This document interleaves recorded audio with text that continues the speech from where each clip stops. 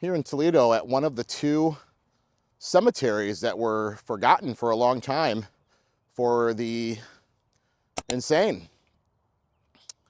The Toledo State Hospital was burying folks basically in their backyard from 1888 until 1973 in two different locations. And these were folks that were just not claimed by family, and they were being overseen by the state in these facilities for most of their lives. And when they passed away, they were buried and given a number.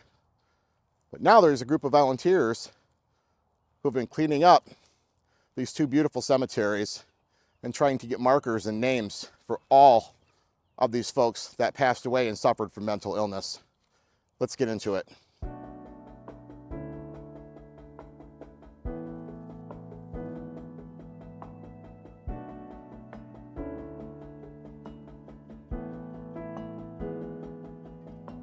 Water crashing at my feet.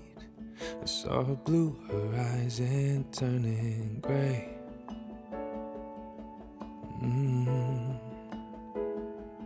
I was wandering looking for a key. Echoes of your love surrounding me.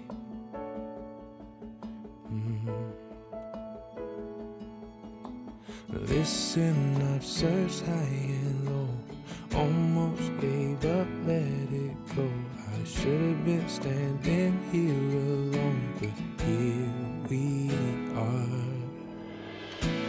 This moment together, like heaven.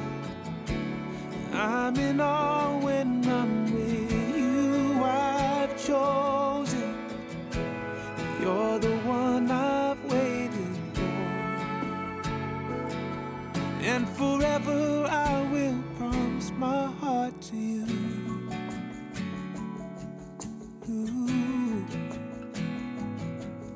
Yeah.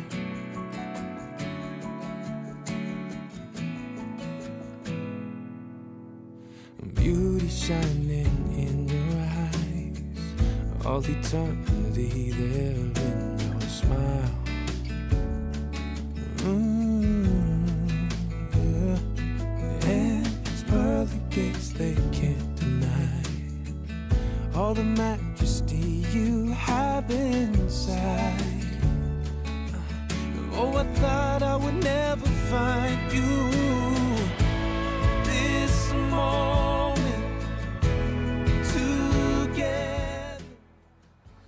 Toledo State Hospital Cemetery, 1888 to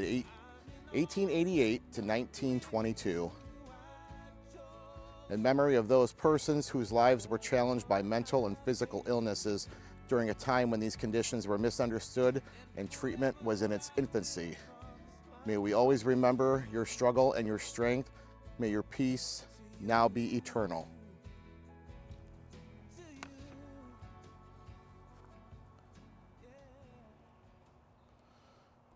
Here in Toledo, Ohio, at the Toledo State Hospital Cemetery, there's actually two of them. This is the first one and the oldest one, with those who passed from 1888 to 1922. The hospital actually opened up in 1888. It was called the Toledo Asylum, and it was hailed as a state-of-the-art treatment center for the insane. This was kind of the milieu of therapy. And the actual Toledo Hospital, or Toledo State Hospital, the Toledo Asylum, was right there. Not where this new building is, but the building that's further back. It was actually on all of this property right here, right across this road. And it was like a cottage-style hospital. All the buildings were detached and separate, and most of them housed the less extreme cases, where a few other buildings would house those that were considered more critically unstable or insane at the time. But this is the cemetery where those that passed away were buried when they were not claimed, or when family just dropped them off at this facility and abandoned them, or if the family requested that they be buried here. This is where they came. And most of these graves are just numbered, which is very unfortunate. But the hospital had a master list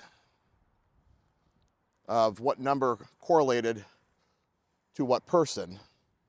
So these are letters. I'm assuming these are just rows. F, E, oh, here's a number here. 269. So I believe that would be a person.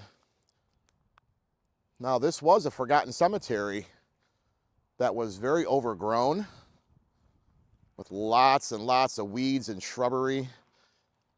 And then a program of volunteers, which I believe became a nonprofit, intersected and started to take care of the property. They came out here and did a lot of work. They made it really beautiful. They take care of all the landscaping. They have a bench, and I believe they're finding out who these people are, what their names are, and more about them. Insane or not, everybody deserves a proper grave and deserves to be remembered. This is all that marks these graves. 254, you can barely make that one out. Looks like 203, 283.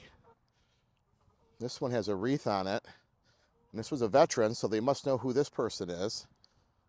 Thank you for your service, sir or ma'am. Yeah, just these little tiny stones marking the graves. The Toledo State Hospital opened in January 1988 as the Toledo Asylum for the Insane. People were admitted with mild to severe forms of mental illness and a variety of developmental and medical and neurological conditions. They were also admitted for addictions and things like that, injuries, old age. This was originally built to house 650 people, but by the 50s, the campus had grown and to accommodate, I believe it was over 3,000. Over time, like in the 50s and 60s, the building started to deteriorate pretty rapidly, and they were eventually moving patients off campus, and mental health care in facilities like this were slowly becoming a thing of the past. Anson Tuttle, born 1827, died 1913. Also a veteran. Thank you for your service, Anson.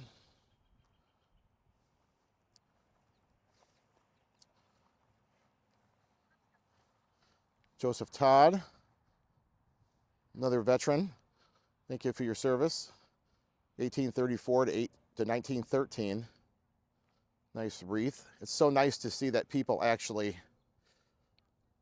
are volunteering their time and their resources to take care of these once forgotten cemeteries that would otherwise not be taken care of. This particular cemetery was forgotten, so we're going from basically that, if you can see it, to this, which are beautiful markers for these folks who absolutely deserve to be recognized and to be visited by folks. So this actually is really a beautiful space.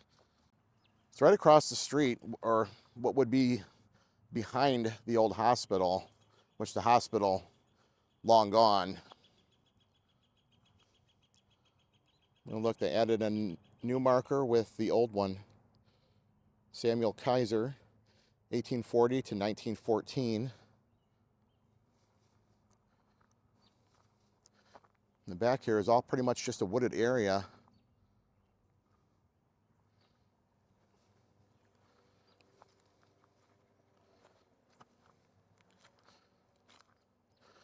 The graves go all the way back. William Harrington.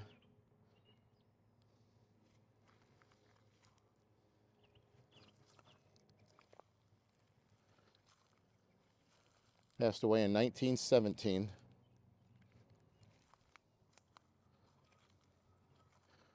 This is really just a beautiful, peaceful place to be. Even just to get some exercise, just come out here and pay your respects to these folks in a nice, peaceful environment. The sight of those geese flying, which that's also another beautiful sound. So, flowers here on this one. Well, there's a name here. No headstone yet, but looks like it'll be here soon. Anthony Monderscheid, grave 525. Passed away 1911. He's been identified. That's wonderful. And I assume he'll have a new headstone at some point here. They really came a long way with this cemetery. All the volunteers that are taking care of this place. I've seen some pictures before, and it was just really overgrown weeds and trees, and I don't think anybody that was younger anyway, knew that there was even folks buried back here, because the actual hospital has been gone for so long, and this was not directly behind the hospital. It was actually, the hospital would have been right there where that building is. Or no, actually over here. It would have been over this way. That's where the hospital would have been. So we're kind of back and off to the side, like behind where it would have been. Here's a bench over there. Folks can come out and walk around, sit down, pay their respects. This looks like it's been here for a while. This is a nice marker. Louis Landberg, 54 years old when he passed, which was on February 22nd, 1908.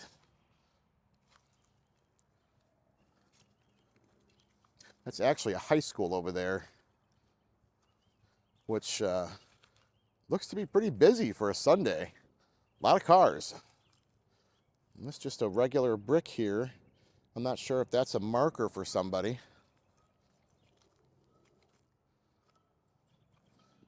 These are some type of markers here, maybe marking property lines or maybe another grave. Some type of stone here. This looks like a grave site, but there's nothing on it. I'm not sure. Take a walk up here.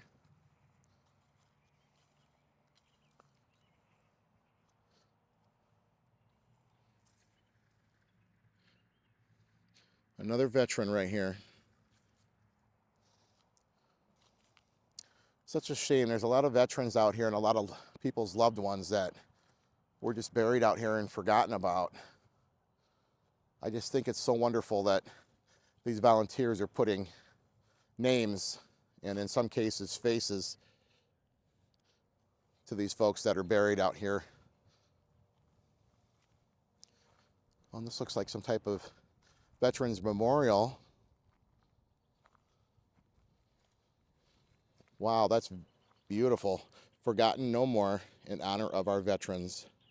That was an Eagle Scout project. Troop 200 in Toledo in 2013. What a beautiful, beautiful monument. Great way to honor these folks out here. Nice bench too. That's the school right there. So this is right here in the school's backyard. I know this school also has a group of students that volunteer their time over here as well.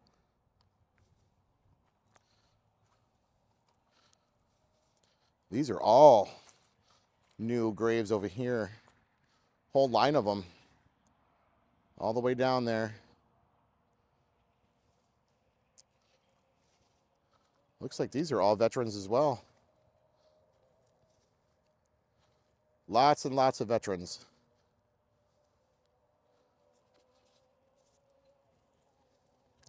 Yeah, so this was the actual first cemetery for the state hospital, which this is not, I mean, it's a big piece of land, but it's not huge.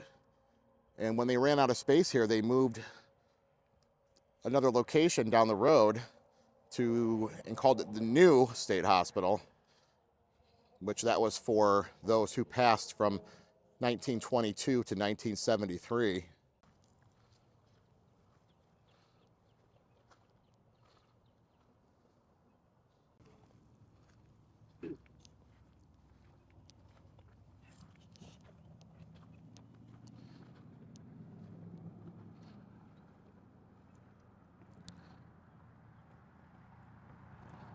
So here we are at the new cemetery. Well, new then. So this folks were buried here from 1922 to 1973.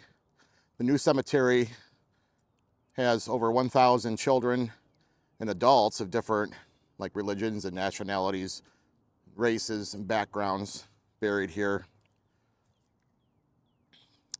They were admitted during a time when the state often assumed responsibility for people with disabling conditions. Now, the Medical College of Ohio, or University of Toledo Medical Center, sits on this property as well. So most of the patients that were interred here were without involved family or were buried here at their family's request. Burials ended in 1973 due to the diminishing need. At that time, other services started to become available for those with mental health issues. So definitely some markers out here, little trees planted. Looks like they're working on this one as well to get some markers out here. Just a wonderful group of people out here doing this to remember these folks that suffered from mental illness and other disabilities. It wasn't just mental illness, it was other disabilities, even old age. And then Toledo Insane Asylum, or Toledo State Hospital, as I prefer to call it, would have been right here, right over that hill. So we're basically in the backyard of where the Toledo State Hospital used to be. Now there's some other health facilities on that property, and the coroner's office is actually over there. But yeah, right on the other side of that hill in these trees is where the cottages would have sat for the Toledo State Hospital in the administration building. Looks like another memorial up here. Let's take a look at that and see what that's about. Here's a different looking monument. I wonder if that was made like that or not. It sort of looks like it because of the border, but Sophia Deidre, I'm not going to try and pronounce the two last names, but she was a wife, mother, and grandmother, midwife also, born in 1980, or 1880 rather. I'm so stuck saying 19. Born in 1880, and she passed away July 9th of 1928. And it says, "Love is eternal." Right here with always having the shade of this beautiful tree. Rest in peace, Sophia.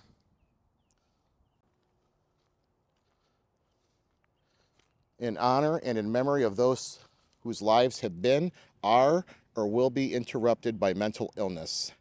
Susan Conda. Wow, beautiful. Beautiful stone and beautiful plaque. What a nice tribute to the folks out here.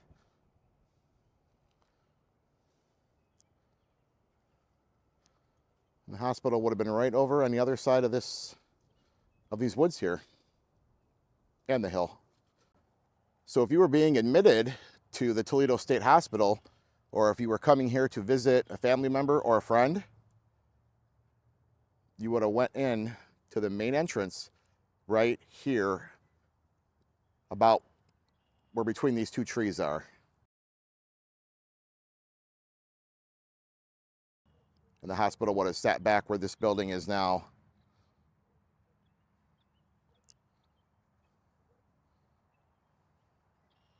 There's actually two small bodies of water back here, two ponds. This is how I was able to line up where the entrance was.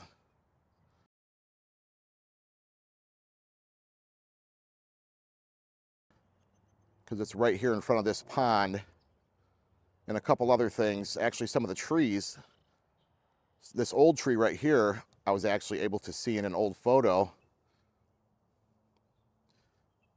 from when the hospital was still here. But right here would have been the entrance. This is where you would have came in if you were a friend or a relative, or if you were coming in as a patient. You would have entered the front of the hospital right here.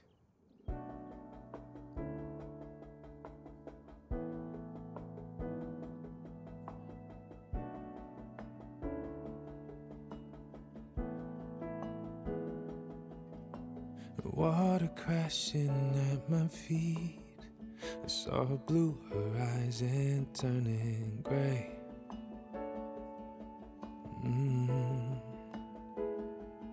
I was wandering, looking for a key. Echoes of your love surrounding me.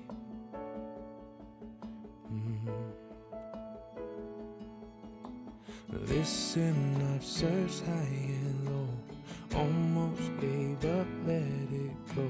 I should have been standing here alone, but here we are. This morning